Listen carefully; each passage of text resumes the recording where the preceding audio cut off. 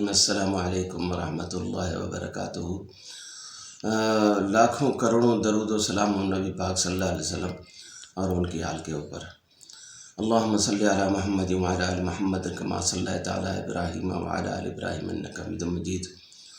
اللہم بارک علی محمد وعلی آل محمد کما صلیت علی ابراہیم وعلی آل ابراہیم انک حمید مجید۔ معزز ناظرین و سامعین، آج 3 اسٹوری ہیں میرے پاس۔ ویڈیو تھوڑی سی لمبی ہو جائے گی، آج کل جو ویڈیو میں لیٹ بنا رہا ہوں۔ ایک تو سردی آ گئی ہے، میری اپنی طبیعت کچھ گڑبڑ رہنے لگ گئی ہے، دعا کریں اللہ تعالیٰ تندرستی دے۔ آپ کو محسوس بھی ہوتا ہوگا کہ میرا سانس تھوڑا سا تنگ ہوتا ہے اور ٹھنڈ بھی آ گئی ہے۔ سب سے پہلی خبر تو ایک قاضی القضاء صاحب جو سعودی عرب کے ہیں ان کے متعلق ہے، اور دوسری خبر جو بلدیہ میں کام کرتے ہیں سعودی عرب میں، ان کے متعلق ایک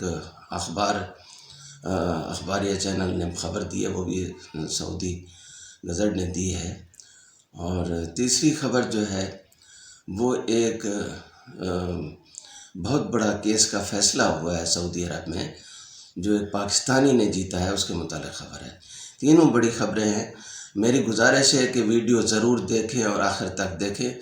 جو حضرات وہاں رہتے ہیں ان کے لیے بھی فائدہ ہے، اور جو ہمارے ملک میں رہتے ہیں ان کو بھی فائدہ ہوگا کہ بھی انصاف کیسے ہوتا ہے اور نظام عدل کیسا ہوتا ہے، نظام اسلام میں کیا فرق برتتے ہیں۔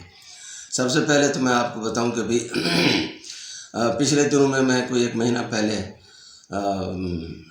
ایک امام کے متعلق خبر آئی تھی، تو لوگوں نے ایسے جھوٹ سچ بنا کے جو امام مکہ ہیں سدیس صاحب، عبدالرحمن سدیس، اس کے متعلق جھوٹی خبریں دی تھی۔ میں نے ان کی تردید میں ایک ولاگ بنایا تھا، وہ بھی آپ نے سنا ہوگا۔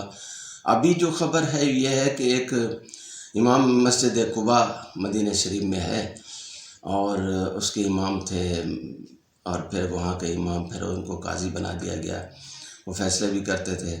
تو مسجد قباء جو ہے وہ مدینہ شریف کے تھوڑا سا باہر ہے۔ اب تو مدینہ شریف کے حدود کے قریب آ گئی، لیکن پہلے باہر تھی، اب بھی اس کو الگ سے دیا ہوا ہے اسٹیٹس۔ تو وہ پھر کچھ عرصہ وہاں رہے، اس کے بعد ان کو مدینہ شریف میں قاضی القضاء میں بھیج دیا گیا، جو قاضی تھے، اور وہ وہاں پہ نماز بھی پڑھاتے تھے اور یہاں امامت بھی کرتے تھے۔ اور قضاء میں بھی جو قاضی قضاء ہوتا ہے، مطلب مجسٹریٹ جو فیصلہ کرتے ہیں، جج ہوتے ہیں، ان میں پینل میں ان کو شامل کیا گیا تھا۔ تو ان کے پاس ان کا نام ہے ابراہیم الجہنی۔ تو یہ ماشاءاللہ بڑی ان کی قرات بھی اچھی تھی۔ ایک چینل نے بتایا کہ جب ہم نے ان کے پیچھے نماز بھی پڑھی تھی، تو صاحب ظاہر ہے کہ جو امام ہوتا ہے ان کی آواز بھی اچھی ہوتی ہے، وہ عالم دین بھی ہوتے ہیں، اور پھر جو ہے ان کو قاضی کو درجہ جو دے دیا گیا تو وہ ان میں بھی جج بن گئے۔ تو یہ بڑے اہم منصب ہوتا ہے۔ تو ان کے پاس ایک کیس آیا کہ لینڈ کا، کسی پلاٹ کا، کسی زمین کا، تو فیصلہ کرتے کرتے ان کے ساتھ کوئی ڈیل ہو گئی، جن کے خلاف فیصلہ ہو رہا تھا، انہوں نے کوئی ڈیل کر لی کہ جی کوئی 5 لاکھ ریال کی، تقریباً 5 ملین کے قریب وہ بتا رہے ہیں، یہ چینل نے بتایا ہے، سعودی چینل نے، اور ہو گئی۔ اس کے اصل وہاں جو سی آئی ڈی کا محکمہ ہے، جو جاسوسی کرتے ہیں، جو اینٹی کرپشن ہے، وہ بڑا تیز ہوتا ہے۔ ان کو بھنک پڑ گئی، وہ ان کو جو جن سے طے ہوا تھا، ان کا یہ طے ہوا تھا کہ بھی فیصلے سے پہلے وہ 5 لاکھ ریال دے دیں گے اور باقی پیسے فیصلے کے بعد دینے تھے۔ تو یہ جو اینٹی کرپشن تھا، یہ ہر جگہ پہ موجود ہوتا ہے، یہ کھوج لگا رہا تھا۔ خاص کر جس دن سے MBS آئے ہیں، انہوں نے اس کے خلاف بڑی مہم تیز کی ہے، اور اب بڑے بڑے اسکینڈل سامنے آ رہے ہیں۔ وہ کسی کو نہیں بخش رہے، جو اسلامی قانون کے مطابق رشوت لیتا ہے وہ پکڑا جاتا ہے۔ تو یہ جج صاحب جو ہیں، یہ بھی اسی چکر میں ان کو دھر لیا گیا، آئے اسی وقت جب وہ پیسے لے رہے تھے۔ تو یہ ایک بہت بڑی خبر تھی۔ پھر اس کو سعودی حکومت نے گرفتار کر لیا اور ان جیل میں ڈال دیا گیا ہے۔ تو یہ ہے نظام عدل۔ اب اسلام میں سب برابر ہے، امیر بھی، غریب بھی، اور عام آدمی بھی، اور ایک قاضی اور جج بھی۔ یہی اسلام کے موقع پر حضرت عمر فاروق رضی اللہ تعالیٰ عنہ کو اوپر جب ایک آدمی نے کیس کیا، جب جلسے میں جمعہ کے خطبے میں بتایا، پوچھا کہ جی آپ کا، میرا تو اس کپڑے میں جبہ نہیں بنا اور آپ کے کپڑے کیوں پورے ہو گئے؟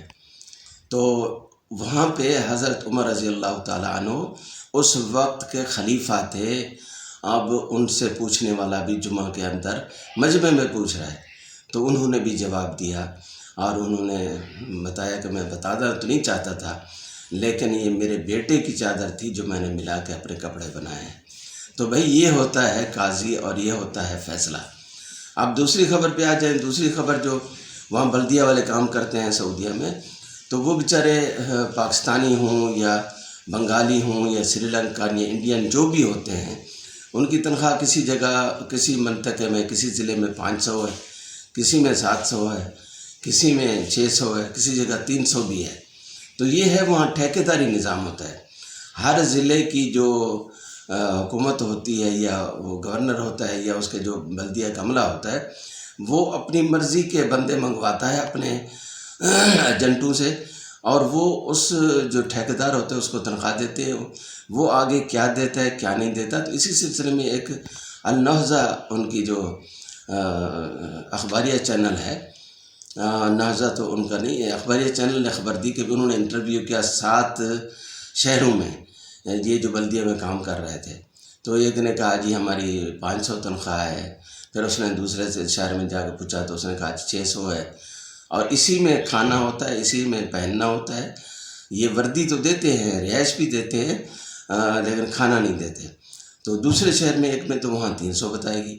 تو اس کے اوپر جب خبر چلی تو پھر جو اخبار کی جو خبریں اکٹھے کرنے والی خاتون تھی نا، اس نے لوگوں کو کہا، اچھا اسی اسنا میں یہ بھی خبر آئی کہ حکومت نے منع کر دیا کہ کوئی بھی چندہ یا کسی کو خیراتی پیسے نہ دے جو کام کر رہے ہیں بلدیہ والے یا عام لوگ، تاکہ بھی یہ جو چندہ اور جو بھکاری ہیں یہ نہ ختم ہو جائے، تاکہ بھی اس کو ختم کرنے کے لیے لوگ ان کو پیسے نہ دیں۔ تو جب یہ خبر چلی تو لوگوں نے کہا کہ دیکھو یار یہ تو ظلم ہے، یہ بیچارے سارا دن دھوپ میں کام کرتے ہیں، صفائی کرتے ہیں روڈوں کی، سب جگہ پہ کام کرتے ہیں، اور ان کو لوگ جو کوئی روٹی دے دیتا تھا، کوئی ان کو 4 پیسے دے دیتا تھا، تو وہ بھی حکومت نے منع کر دیا۔ تو اب اس کا جب خبر چلی یہ تھوڑی تنخواہ والی،